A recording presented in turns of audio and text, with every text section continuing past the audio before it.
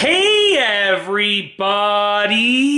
I'm here today to show you and tell you how to reset a Keurig K Compact coffee maker.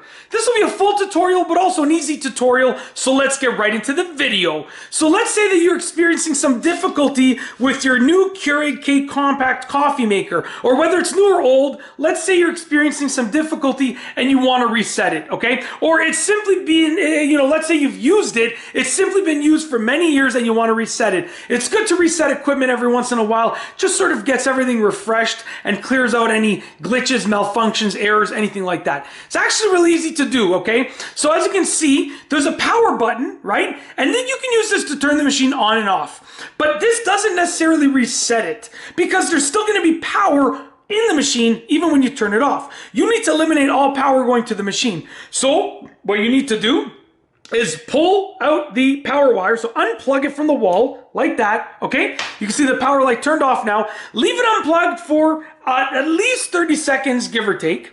About 30 seconds, give or take. And then you can plug it back in. And what that does is that resets the sort of internals of the machine. It's actually that simple. Now, it's good because it's so easy to do. And the good thing is, let's say you have a power outage, right? That power outage should reset the machine in theory because you're cutting off the power to the machine. Okay, as long as the power outage lasts for more than 30 seconds. So your machine is probably being reset regularly. Let's say you're cleaning the machine, so you unplug it and you move it away, temporarily.